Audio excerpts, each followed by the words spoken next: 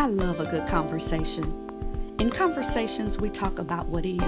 We put issues on the table and pick them apart, which often leads to new places of thought, belief, and action.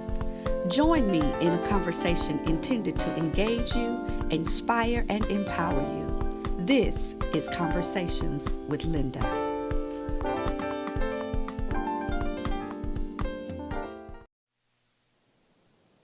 Well, good evening, friends.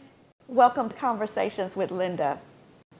I hope you've had a good day. Y'all know how it is. These days can be long, especially Monday. But look, we're in for a good time tonight to just have a good old conversation.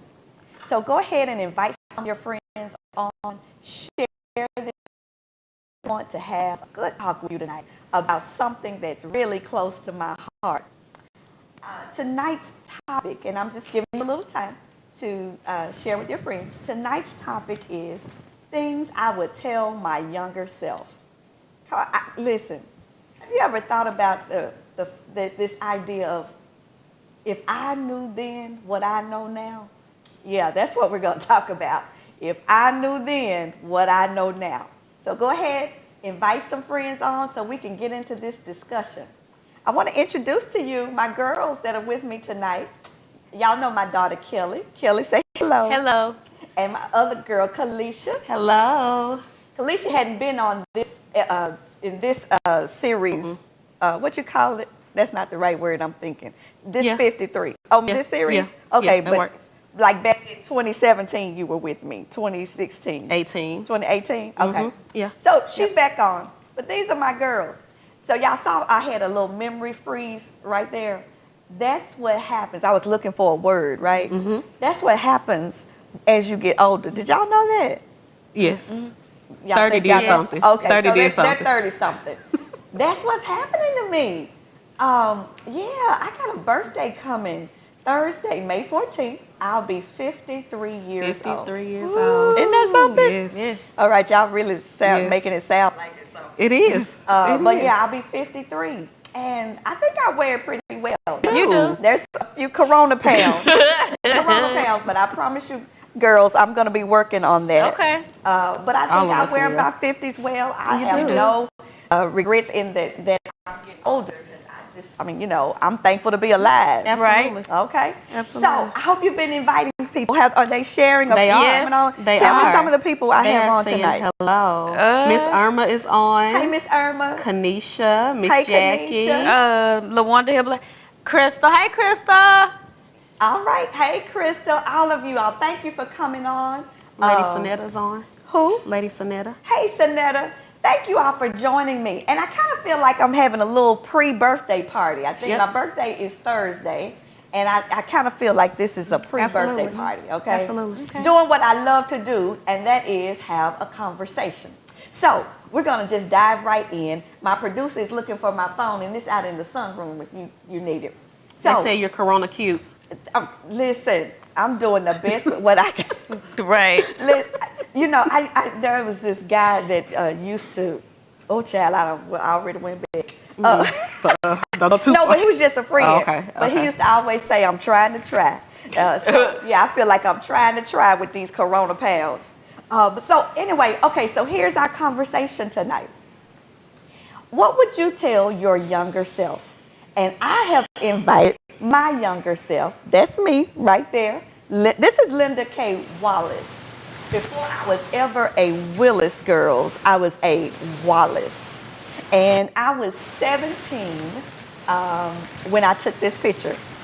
I don't know if you all do this anymore, the headshots like the glam. We did. But you all don't do the fuzzy. No. Okay, so this was fuzzy. standard. We didn't get a chance to take pictures in our regular clothes. Okay. You took one picture in your cap and gown. Okay. And then you took the other picture in your fur, Okay. right? And so this was my picture, and I was 17 on this picture. At 17, I had a brand new car. Wow.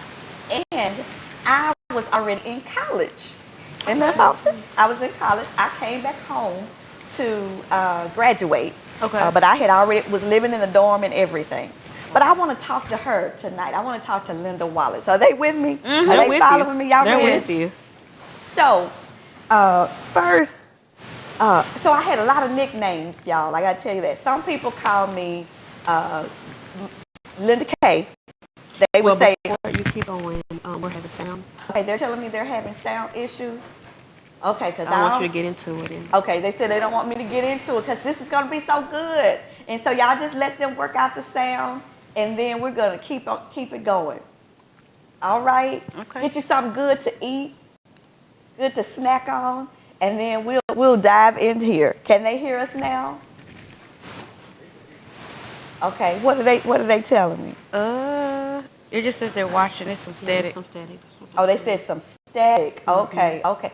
Y'all know how it is. Listen, we're all out here in this virtual age, and yeah, you cannot, you can't be shamed out here. Cannot. You know, you can't be embarrassed because things just go wrong. They do. They're saying it's good now. Okay, they're telling saying me it's good. Yeah. All right. All right, here we go. I'm excited about it. So I told you, this is Linda K. Wallace. This is not Linda K. Willis. She's 17 years old. She has her own brand new car. She's already living in the dorm at the University of Texas in Arlington. She graduated school early, but now she's going to go back and graduate with her class. She's going to go and walk with her class, right? But I got to tell her, girl, you did good. That's the first thing I want to tell her is you did good for yourself. Absolutely. All right? Absolutely. Because, listen, at this age, the whole world was in front of me, and I was trying to figure life out, and life was moving really fast. And I was just doing it as I go. But I think I fared pretty well. Absolutely. I'm good. Absolutely. So what I want to start out before I go to the things that I would tell my younger self other than I did good. When I say things I want to tell myself, I'm talking about things I want to just kind of alert her to, things I want to warn her of. Before I do that, I want to tell, I know what I was going to say. I had quite a few names. Okay. So I was Linda K, right? They call, not Linda, Linda K. Because K is definitely your middle name. But you know, some of my family, they went by Linda K. Okay. I had friends that called me Lynn, and I still have friends that call me Lynn. I didn't know that. I had, in the dorm, I was called Playchild. That's new. I never heard that one. Playchild. What do they call you? Okay, so back in the day, and y'all gotta let me know if they are, back in the day, do y'all remember when we had a Playchild? So when an older girl would kind of take a younger girl under her wings, and she would call her Playchild. Okay. Does that make sense? That makes sense. That makes Okay, sense. so when I got to the dorm, there was some girls that I knew from elementary school that I hadn't seen in years, that they were my play mamas back in elementary school. They were older than me, but they were my play. So when I came, they were like, oh, this Playchild, this is my Playchild. And everybody started calling me Playchild. Wow. Okay, and I was the youngest person in the dorm, so it fit. Because they were all older than me. And so it just kind of fit and it stuck. So I was Linda K, I was Lynn, I was Playchild. Some folk tried to do that Lily stuff. I wasn't going with that. No, I wasn't going with that. We can't do Lily. And then, of course, my family, I won't talk about my nickname with my real family. It's not even a derivative of Linda, but anyhow. So do y'all know what a Playchild is? Some of did they know what a Playchild? What'd they say? They call it titles now. Oh, titles. Okay. All right. So, I gotta tell Linda Wallace, you did good for yourself. All the things that you were concerned about, they worked themselves out. Absolutely. Right. All right. I gotta tell you that you married the right person. You did. You did. You were hoping, praying to God that you were making the right decision, but you married the right person. Yep.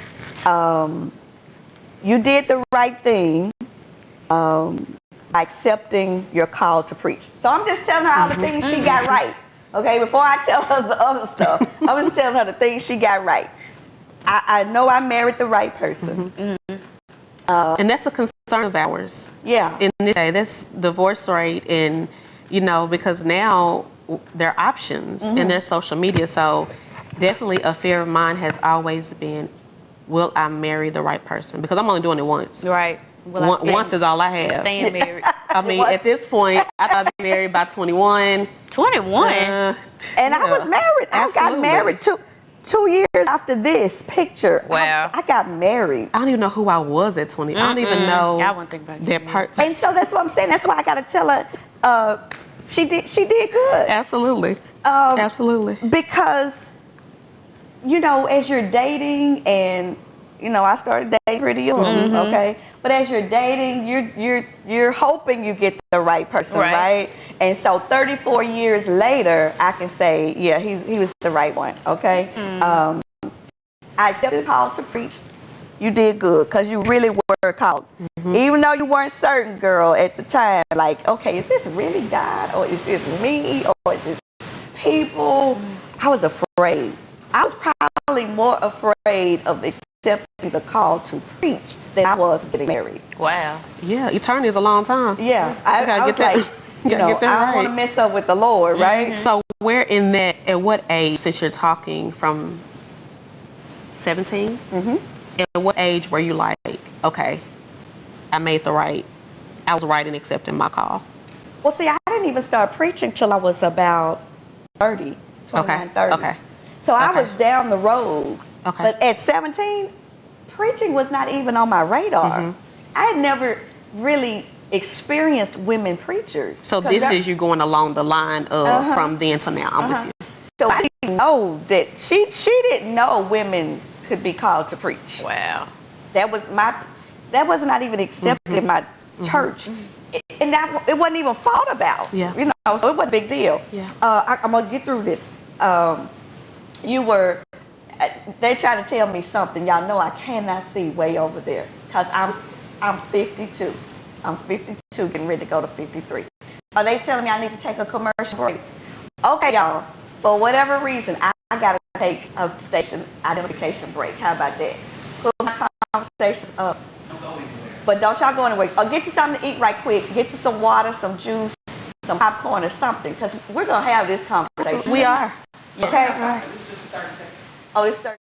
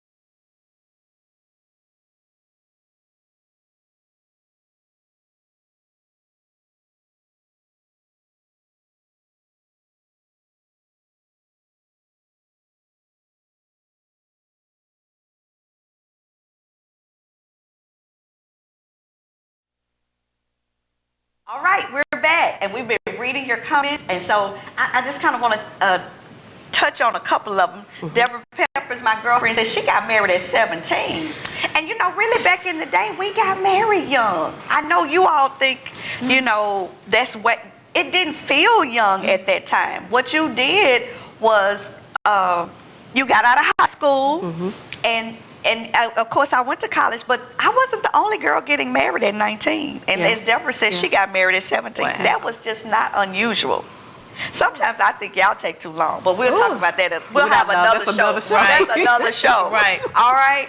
Valencia asked me what now? At what point stage did you realize you made the right decision with marriage? You That's a good know, question. that is a good question, but as I said, I was more afraid of accepting my call to preach than I was of marriage. I think I just knew it was right. Okay.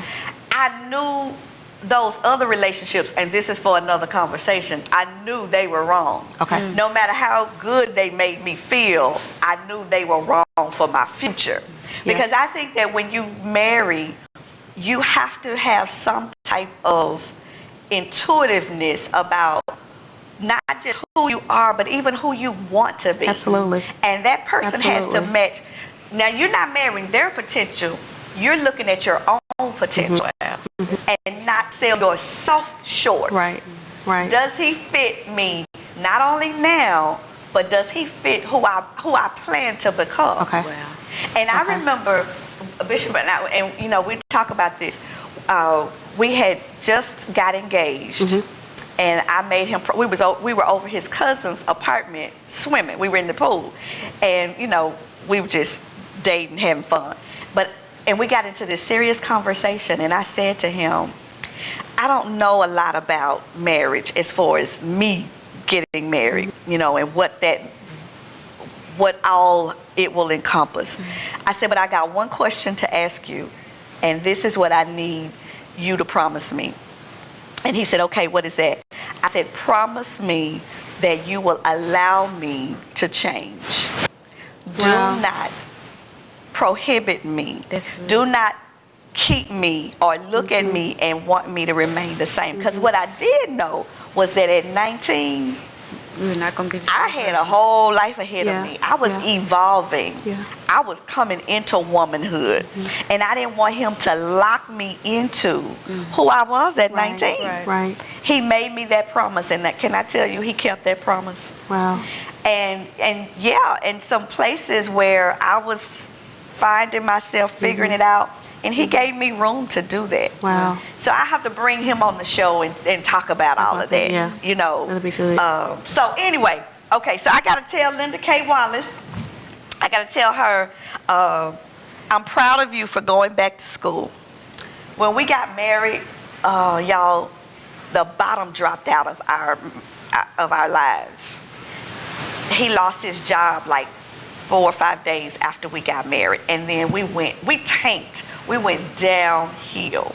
So I had to drop out of school. Remember, I started school early, so I was in college, but I had to drop out, and so it took me from 19 to age 28 to really get back in school. Wow. And I was shamed and embarrassed. I felt like I had let my mother down. But she went back to school and got her education. And I'm working on my doctorate right now. You go, girl. Also, I want to tell her that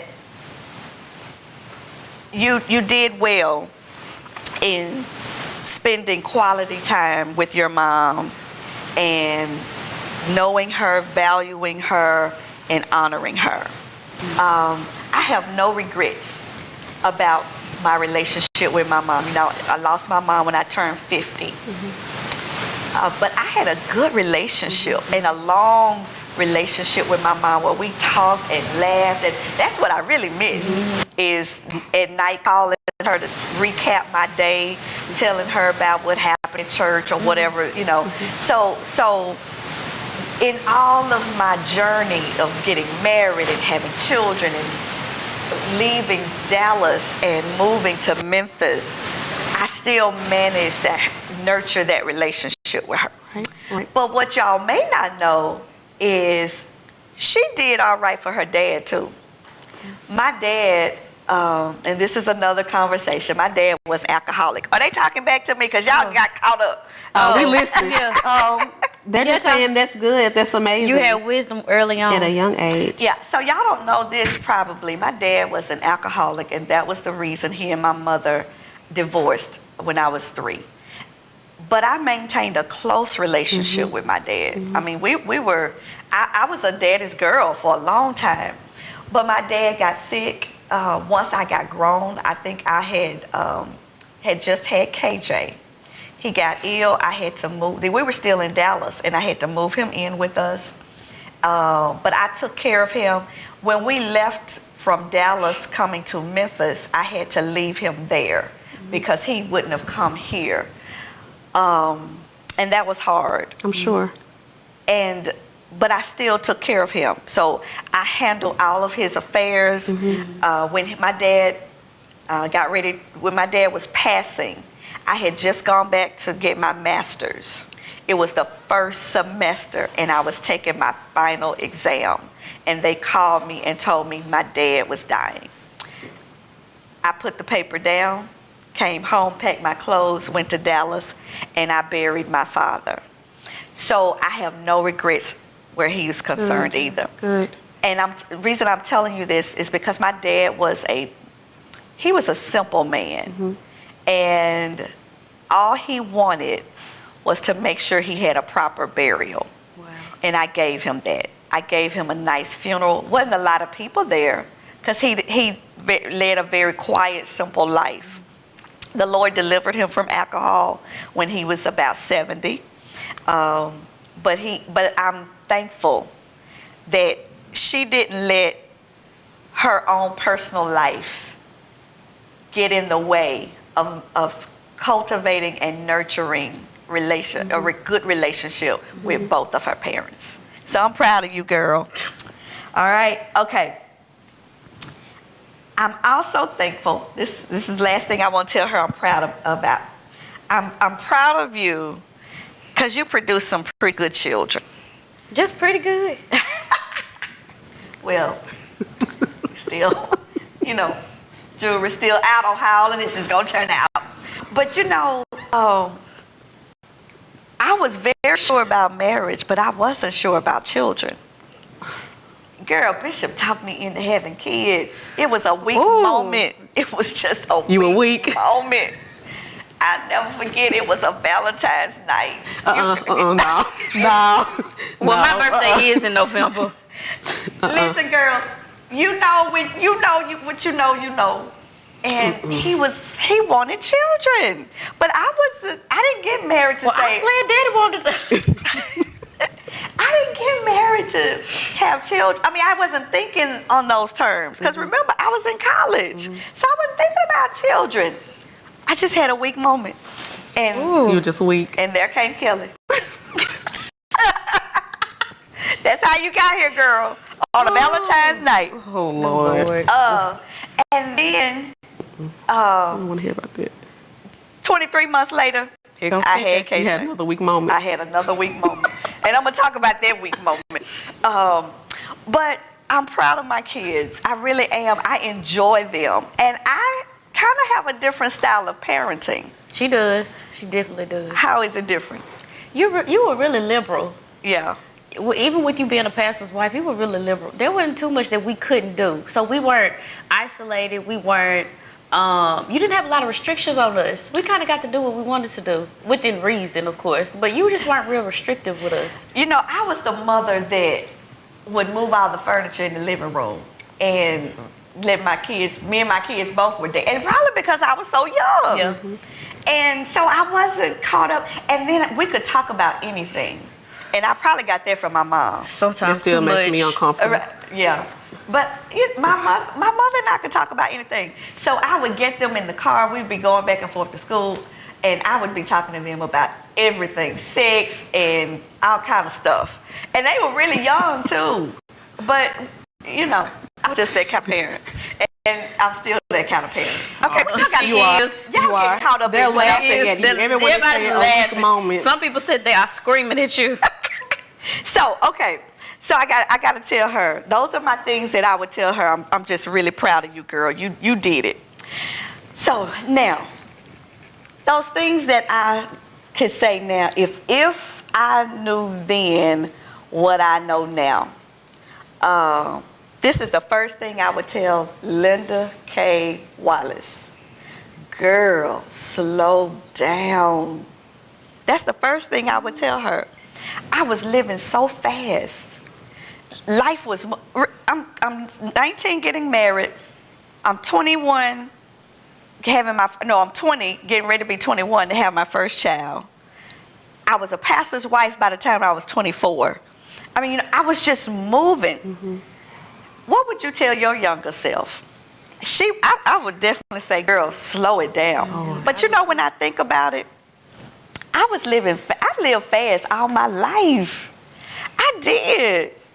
I was telling, KJ and I were talking yesterday about me growing up. And I was in the clubs at 15. Where were y'all at 15? At home. Folding clothes. Right. Dusting, vacuuming. my girlfriend, my ace coon boom, my best friend, she got what was called a hardship license. Do y'all know what a hardship license is? Yes. Okay. So she got a hardship license. We were 13 going on 14. All right. So she was driving. She would come pick me up, and we were doing some. At 15? Yeah. Oh, no. What was scamming? Well, first of all, my mother had already had 4 children, and I was the youngest, and there's 9 years difference between my siblings and I.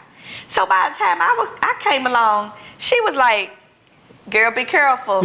Just That's her. I mean, she, you know, you get tired after you have a lot of children, and that last one you just let get away with stuff. And she was, and I think she trusted my maturity for my age. She trusted that. And so back in the day, y'all, we would have parties at hotels. So the Sheraton, you know, Holiday Inn, they my folk in the background are talking. So we could go to parties. At a hotel? And so, but then you go to a party.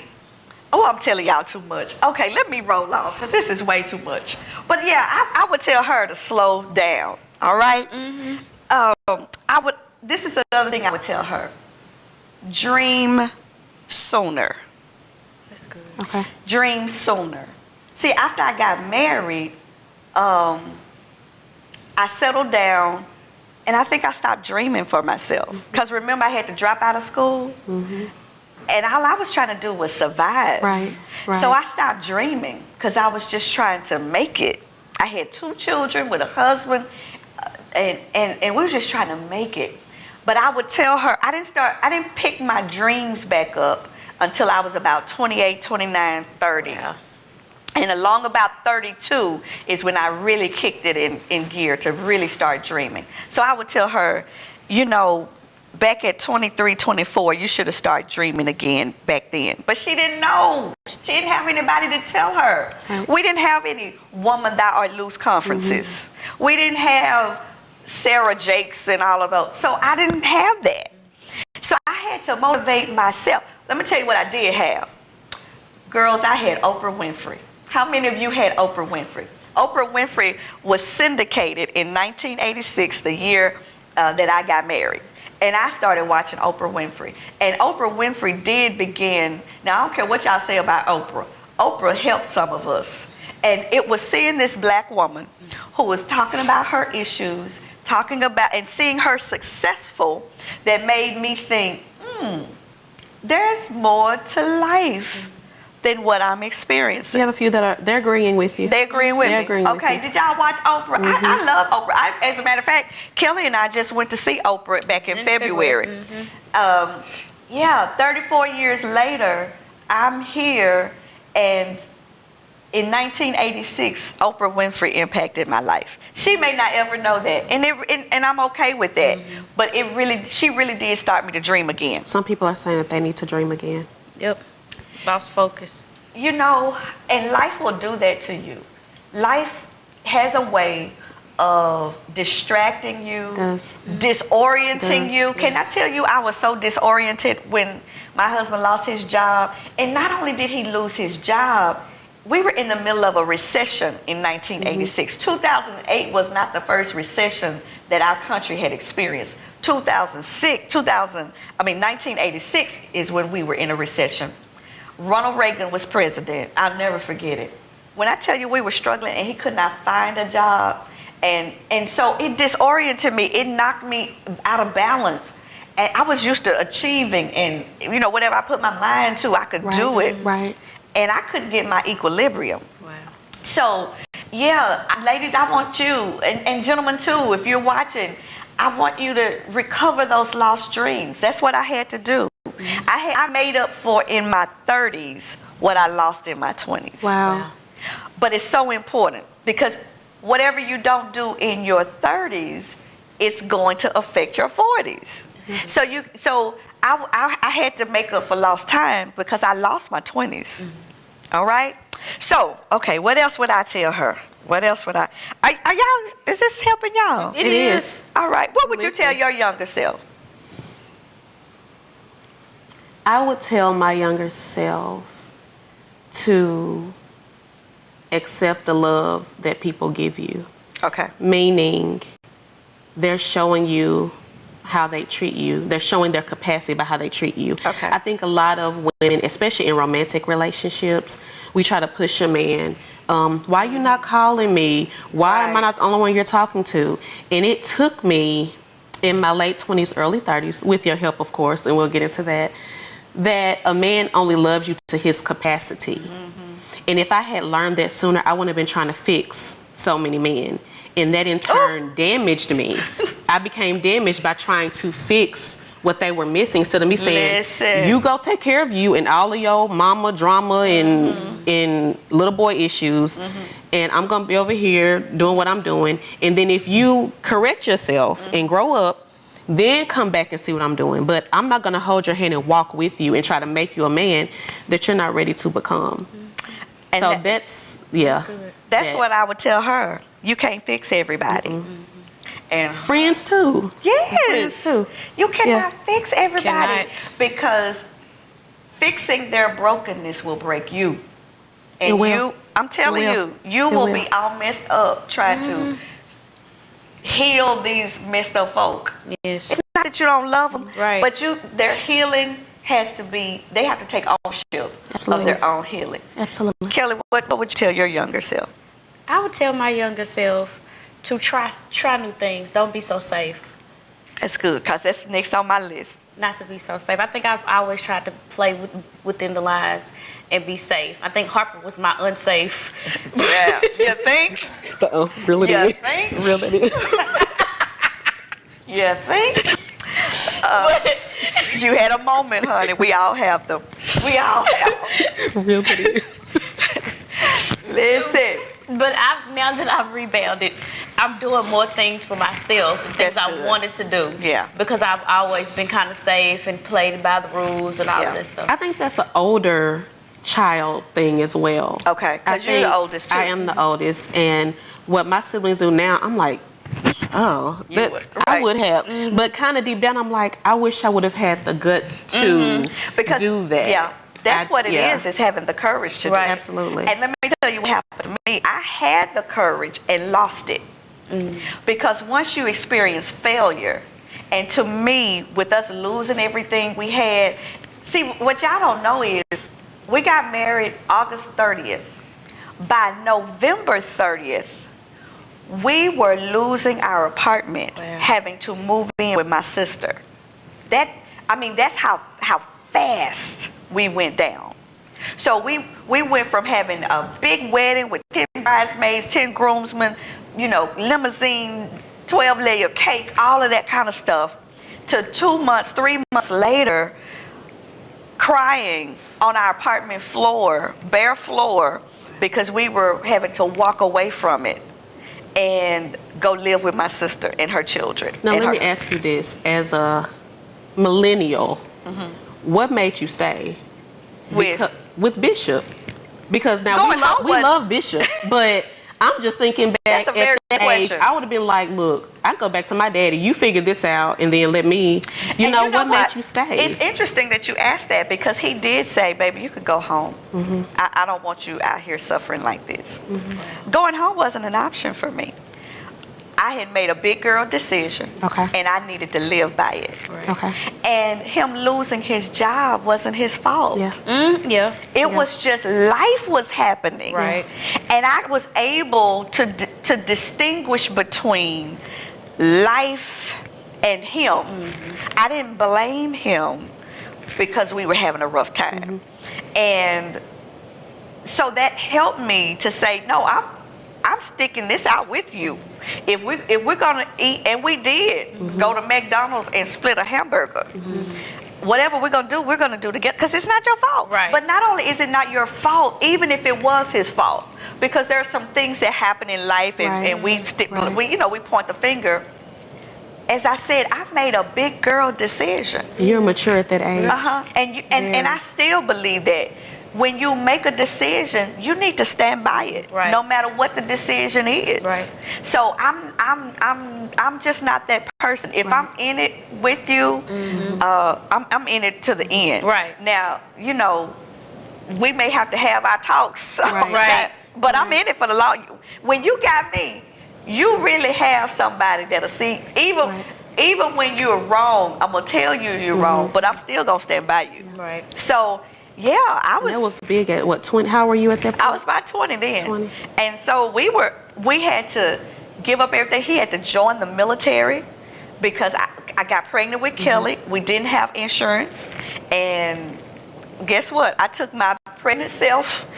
He put me in the back of the car, and he and my brother drove from Texas to California because that's where he was going to be stationed. And that's where I was, having a baby by myself. So Miss Irma is singing Let's Stay Together. yeah, that's old school, but that's what you did. You didn't run because times got hard, right? But what you said is so. I want to go back to what you said, Kelly. I would take more risk. Once you fail, it causes you then to live in fear. So you start playing it safe. Right. So while I had courage before, once I felt like we failed at life, I stopped taking risks. And so that was one of the things I would tell her, you need to take more risks. Right. Okay? Right. But I would also tell her, so I told her you can't fix everybody. Are they still with me? Y'all give me with love. you. Y'all give me some love because I need to know if y'all feeling me. I would also tell her, you don't need an apology to heal. That's good. And so often we think, I'm waiting for the apology. You owe me. You owe me an explanation. And I would tell her, there's some things that are going to happen to you in life, and you're going to have to make the choice to heal. And you may have to do that without an apology.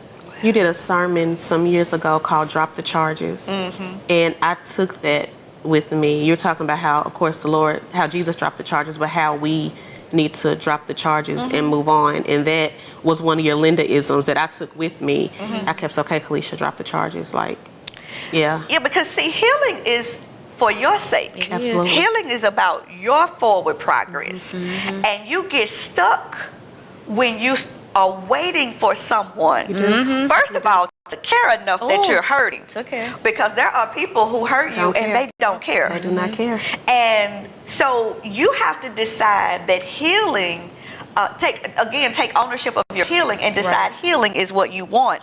And so I didn't need my alcoholic father to apologize.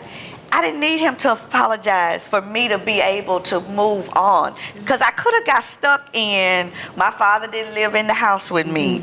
You know, I didn't need him to apologize. You're saying they're struggling with what you just said, with forgiving without an apology. Yeah.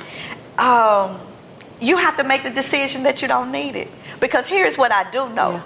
Yeah. When you get it, it really doesn't change a whole lot. Because it doesn't change the situation. It doesn't change that it happened. Does it? It still happens. It did. And you still have to deal with it. You still got the dagger in your back. You still got, the bruise. You still got whatever, the words that they spoke to you, over you. You still have that. So really, it's an illusion. Here it is. When we are looking for it's nice to have a person own what they did. But here's what I learned about truth. I'm responsible for owning my truth. You don't have to own it. Because see, that's what an apology is about. An apology is about owning a truth. So I could be over here crying because you stepped on my toe and you didn't see yourself stepping on my toe. You didn't feel it. So you don't think it's true. But just because you don't think it's true doesn't mean it's not. So I have to own my own healing. So, and then I would tell her, stay in contact with old friends. That's good. Not everybody, honey. Gotta let some of them folk go because they don't fit where you are right now. They don't fit where you're going. So now you need to lose some of that baggage. But there are some friends. So I got y'all know I got married when I did. Then my husband started pastoring, right? Into this whole pastoring. I was raised in church, but I came into this whole being the first lady and doing all of that. We moved to Memphis, and for a while I felt like I lost me.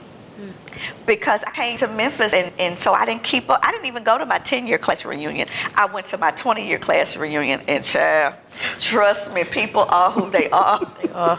We all dropped right back in those roles that we were in. You know, my friend was, you know, I was taking him home. I had to pull over and let him throw up on the side of the road. People they are who they are. But I felt like I was losing me because I lost touch with people who represented who I was as Linda Wallace. Everybody just knew me as Linda Willis. And so I needed that. Right. So there are a couple of friends that I wish I had stayed in contact with. I don't know if y'all remember this song. I know some of you old girls are going to remember this. Oh, Lord. Make new friends, but keep the old. One is silver and the other is gold. Have y'all never? No. Oh, child. No. All right. Who is that by? I learned that in school. Y'all never heard that? No. Okay. We just know Kirk Franklin, silver and gold. They said they just know Kirk Franklin. But no, and now again, I'm not talking about that old baggage. I'm not talking about those friends that take you back to your old habits, and that's not what I'm talking about. I'm just talking about I lost touch with some treasured friends and it made me lose touch with myself. That makes sense. Right? That makes sense. And so that was important. Do y'all still have friends that you had like in high school, junior? I do. I do too. I have a few. That's good. I have a few. And then isn't there something nostalgic about that? Something that makes you feel, or does it? I like it. Me and Crystal have been friends since we were 12. And so we talk. Me and Crystal probably talk once a week. Because you feel like she knows you differently. Knows me, and Crystal tells me when she's able to tell me how much I've grown from 12 to now, because we've been through middle school, high school, college, so navigating our careers and all of that stuff. We're able to reference back to our childhood and when we were teenagers and how proud of ourselves we are. Yeah, I think that's important. I really do. Okay, this is another thing that I would tell myself, and you all can tell me, but you would tell yourselves as well. I would tell myself, this is for you, girl, have your children further apart. Okay, so this was my logic. Okay, you know, I was wise for my years, but this is where I messed up and got off track. I thought having Kelly and KJ 23 months apart was going to make them really close. Because remember, life was moving fast. Right. My husband was pastoring, and my thought was they'll always have somebody to play with. Girl, I was wrong. That did not work. Did not. I should have spaced them out, because I think you, Kelly, don't get nervous. I think you missed having your time with me as a mom without KJ. Yes, because he came in like a storm. Yes, he did. But I think you, when I look at you, because both of my children act like only children, right? Because they want to act like, they want to be only children, I think. I think that they felt that their space was taken up. Because every school you went to, KJ was right there on your heels. He was. Every friend Kelly had. KJ tried to talk to. Okay. I wasn't going to say that. She was going there. Oops. So, but yeah, I think that they had to share a space with me that they didn't get. It was always Kelly and KJ. That was like one whole phrase. Right. It was never Kelly by herself or KJ by himself. It was Kelly and KJ. And so I wish that I had spaced them out. I wish I had enough sense.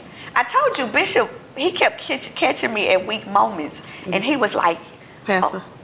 Okay, they told me to back off. Valencia said her and her siblings are 20. Her mom had her and her brother 20 years apart. A lot of space. Ricky said that's not what you told him in Shan. Tell Ricky go sit down. What did I tell you, Ricky? I don't remember. I would really say wait to have children, because I had Kelly at 20, getting ready to be 21, and I was so scared. when I had you, I was in Northern California by myself with just my husband having my first baby. My mom didn't get there until after you were born. And okay, y'all, this is gonna be funny. This is in honor of my 53rd birthday. I can say what I want to say. Oh, God.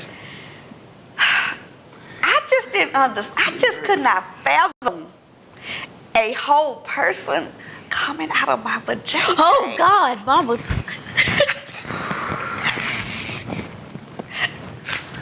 So embarrassing. A whole person, like a whole human being. Oh, Mama. I just couldn't.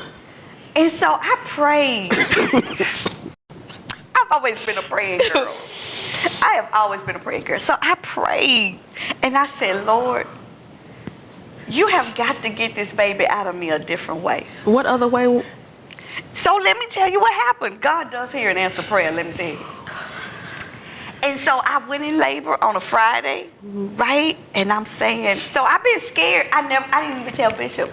I had been scared from the time I was about 6 months when it became real, when my stomach is, out here. I was like, this real human being has to come out of me. I just don't see that happening.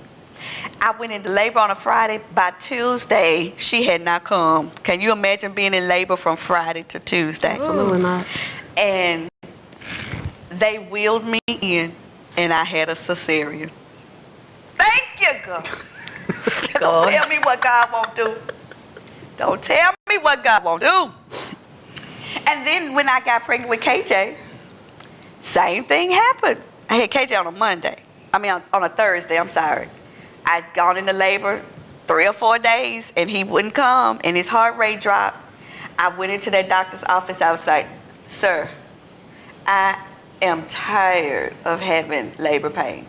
I'm not leaving this office till you take this baby out of me. So he said, Mrs. Willis, it's just not time yet. I'm not leaving. So he goes on out. They're giving me my papers. You know how they write you your papers to go back home. And I wouldn't leave. I wouldn't put my clothes on.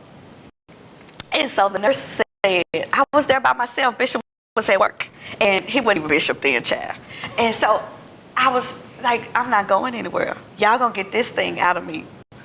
And and so the nurse was like, she went to get the doctor to tell the doctor that I refused to leave the room. Why did he go get the kid? Well, I think they would, but when they got back in there, I said, I'm not leaving. I said, I'm really in pain. And he said, okay, let me check you one more time. And in that moment, KJ's heart had dropped. And they put me in a wheelchair. Wow. And took me from the doctor's office with me waving at everybody. I had another cesarean. So, God does hear and answer prayer. Okay. Don't cut me. This is the next thing I would tell myself. Okay. Have a tummy tuck after you have that last baby. This is, okay, this is what I would tell her. You would tell her that at 17. So she would know to ask the doctor, when you do that cesarean, go on and tuck me. Because they can do it. Yes. I know they can do that. Yes, they can. They can tuck that skin up under there and your stomach will be flat. Okay. I'm having to, what do people say? They're laughing. They are laughing at you. They are so embarrassed right now and so stunned. They are not even engaging me. It's not that you said it. It's that you said it in front of the people. This is if I would tell my... Listen, did y'all know that's a coming of age thing that you can just say whatever you want to say? Devin said she was wondering if it was going to go back to the way it was. Oh, no. Don't answer that. Don't answer that. Oh, I was wondering that too. What? Oh. That's for another show. I'll tell you about that. That's some exercises you can do, but I didn't have that problem. Because why? I didn't bring a whole human being through my vagina. Mama, come on. Okay, but anyway, girl, we'll talk about that later. Call me. We'll talk about that. I would also tell myself, embrace your boobs. Okay, so this is stuff I would tell her. We're listening. I should have had this show by myself because they are not helping You should me. have had somebody else. 'Cause this is embarrassing. We are comfortable. So I would say embrace your boobs. And what I mean by that, ladies, is gentlemen, embrace your who you are, your body type, however you are, short, tall, heavy, slim, all of that. Embrace yourself. And I always thought I had small boobs, right? Mm-hmm. And so I was just kind of like squeamish about that. You know how we have this body shame. Mm-hmm. I had that, and I can't say that part. I'm scared what that part is. Until I heard they egged me on in the background. They're talking about help the people. Right. This is what I found out. Wait a minute. She tell me it's inappropriate. They say you should have called Pastor Reed because we should be sitting here. I tell you, it's so quiet in this room with them. They are not engaging me at all. But one day somebody said, anything more than a mouthful is a waste. Can I go home? Can I go home now? Okay. I may have to remove them from the show because they are really not. They are really not embracing this whole thing. But when you tell your younger self, when you tell your younger self some of this stuff, don't you wish you knew then what you know now? And I had to learn to love myself. And now at 53, these girls are working for me because they're still perky. I didn't have... Listen, They are, Pastor Linda. They are. I have not agreed to nothing. They are. what I'm saying is, because I wasn't what I wanted to be back then, I really think God didn't give it to me because he knew I would just, be all over the place.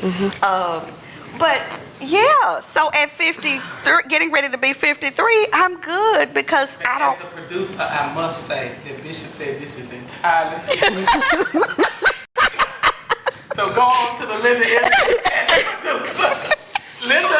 Linda Wallace is all right now. Somebody said they got set free. You set them free. Yes, honey, I am trying to set you free because guess what? At 53, I'm free. That's the whole idea. That's why I'm saying all of this stuff because I really am free. There's so much so much we feel inhibited by. I mean, this stuff is natural. It is. And It is. why won't we talk about it? I mean, what's wrong with it? We talk about it at home. This is I'm having a conversation. Okay. Oh, that was funny. Okay, last thing I would tell myself is don't put yourself last. That's good. I spent a lot of years putting myself last, especially when you get married young, you have a lot of children, have children early and all of that. You're really trying to take care of your children and take care of your husband and all of that. And I really did put myself last. I mean, I probably shop like I shop now because, for the last 10, 20 years, 15 years, because I spent a whole lot of time depriving myself. It wasn't that my husband was depriving me because he would try to buy me things and I would take it back because I just kept saying, no, the kids need something else, or we need the money to do something. We got something else that's more important. And I would take things back and he would get so mad at me. But it was because I felt like the right thing to do, the motherly thing to do, the wife thing to do was to put everybody before myself. That makes sense. And I wouldn't do that. I would find balance. I'm not saying that you spend up all the money on yourself and not think about your family. But I think you need to have you need to have balance. Right. Because when you feel good about yourself, you bring that healthy self to the family. Yeah. Because even though you're putting everybody before yourself, you're not feeling good. Right. You're not feeling good. And that can make you irritable. It can make you mean. It can make you a lot of things. Resentful. And so I would say that. So Makes sense. has this just been too much? We all right. Your people have laughed tonight. You all right. I'm telling you, these 50s are wonderful. Those of you who have not turned 50 yet, look forward to it. Do not be afraid of aging, because we can age gracefully, and we can age godly, and we can age and be gorgeous and all that good stuff. And we know ourselves, and we're not afraid of what people are going to think. Child, I'm not afraid of what nobody thinks. As long as I know I'm good with the Lord and my family, yeah, they may be embarrassed, but they'll get over there. Because here's the reality. Kelly is the third coming of my mother, right? So she's just not saying it on camera. But when I tell you Kelly is a lot like me and a lot like my mother, it's there, honey. So in a few years, you'll be sitting over here on this side. It's going to be my sample. Don't say that. And I wanted, I said a whole lot of serious things, but I wanted to let you laugh a little bit, because that's another thing. I learned to laugh even at myself. We take ourselves too seriously. So I can come on here and talking about my boobs and stuff, because I need to laugh at this. Yeah, I hope y'all will laugh at yourselves. Don't take yourselves so seriously. We laugh. Just not with the people. On the couch. Oh, this has been a struggle.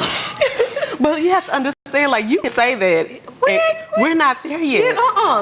Like y'all in your 30s. I keep telling y'all are not young adults. You're adults. I keep telling them at 30, child, I already had children. I was a pastor's wife. Y'all are not young adults. You're adults. 20 is a young adult. I thought it was 25, 20 to 35. So my Linda isms. I'm getting ready to go off, honey. I got it. Who else? We didn't even talk. You didn't even let us out. We've been sitting here laughing. Because y'all wouldn't talk to me. Y'all would just. Because you was embarrassed us. Who knew? We don't. Some things we could be on the same page with. Okay, what do y'all want to say? What do we want to say? What are we practicing? See what I'm talking about? Yeah. We were talking about, we didn't even get to Linda isms. No. My Linda isms. Oh, I can go through those real quick. These are things that I say all the time. They want me to we could talk about this after the show. How about that? Okay. But now I made some wonderful chicken salad. Then are we gonna eat and talk? Cause I can't go another hour. We wanted crab legs. We want some hot food. We wanted crab legs. Not tonight. Okay.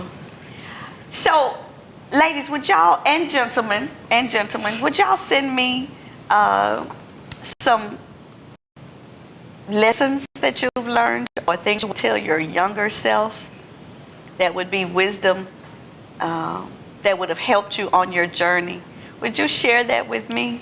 And I may have to do a part 2, because it's a lot more. I got a whole nother list of my Linda-isms that I didn't even get a chance to talk about.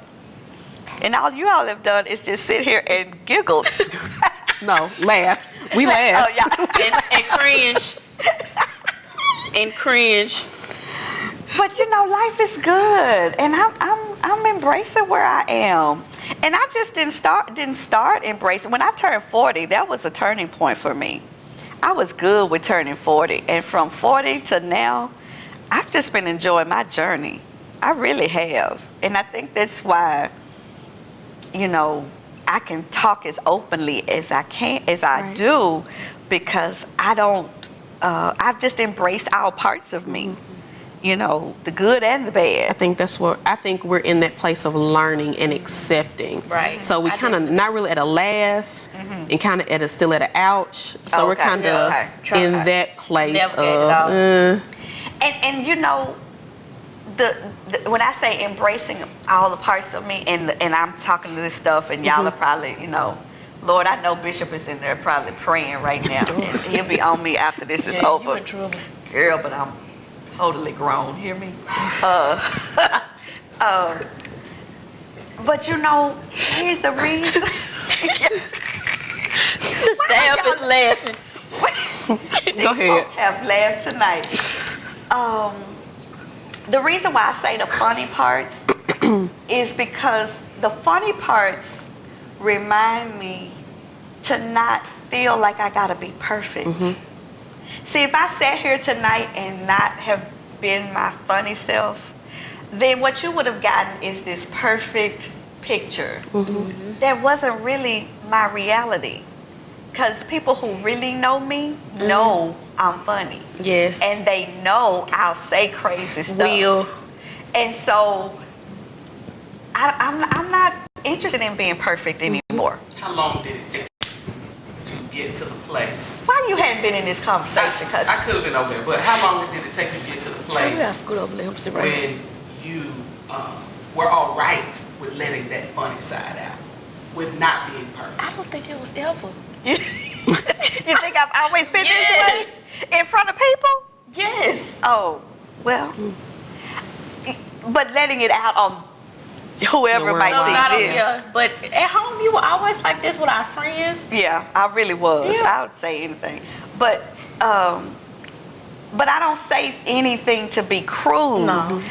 It's reality, and it's what other people are usually thinking that they're just too afraid or inhibited to say.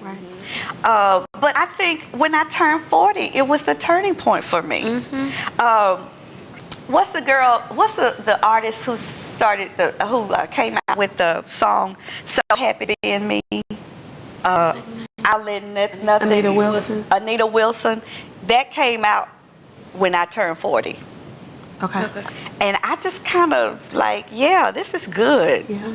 You know, 40 was like the children of Israel had wandered around the wilderness for 40 years, and they came out. I felt like I was coming out of my wilderness. And so I'm okay. And even as I get older, you know, going to see Oprah, and Oprah is what, 66 now, 60, Yeah, somewhere in the late 65, 60s. I so enjoyed her because I've watched her age. I was watching her when she was trying to lose all the weight, when she was trying to fit this image, this mold that everybody thought was the glamorous and and so I grew with Oprah, and she finally accepted that she didn't have a size 8 body, and she could talk about it freely. And I think that's what happens to you as you get older. So You embrace it, and you can talk about it and laugh and. So we have to. So my question: you say you hit it at 40. So how can we hit sooner? So some of it is age, some of it, you know. But what can we do to kind of, if we don't want to wait until 42, be Right. Whenever you get ready to own it, just own it. I'm giving you permission. You don't have to wait till you're 40. But remember, she giving them permission? She not Right. giving. We can't say what we want to say. yeah, I am giving you permission. And guess what? You have to give your own self permission. Because nobody had the right to tell me it was time or it wasn't time. I had to give myself permission to say, you are fully grown. And Say it. and you can do what you want to do. And say, and again, I'm saying it about myself. I'm not condemning anybody else. Right. I'm not. I don't believe you should be condemning and condescending Absolutely towards not. other people. Right. But I can laugh at myself. I can own the way I feel. And I think that we can live more authentically when we give ourselves permission to. And know that it's life then has more meaning. So we could go on and on and on. I hope you all have enjoyed conversations. I certainly have. And I've certainly enjoyed watching these girls over here Cringe, squirm, giggle, laugh. I have, but yeah, let's make it a point. 2020 can be our year to say, I give myself permission to embrace all of me. So that's been our show. I look forward to hearing your comments and you giving me, you can inbox me, you can, some of y'all have my phone number, so you can text me, whatever you want to do, tell me, give me your wisdom, your truth, things that you would love to, tell your younger self. And follow you on YouTube and and Instagram. Okay, yeah. So I got to get used to saying all of that. Y'all got to follow me on YouTube, Instagram. I need some subscribers, right? Y'all need to go over on YouTube and subscribe to my page. Because I'm going to take this thing to the next level. Okay. I'm just kind of getting my feet wet now. All right? Okay. All right. That's the end of our show tonight. I hope you've enjoyed this conversation. I hope it's made you laugh a little bit. And I'm going to get something to you. All right. God bless you. Thanks, girls.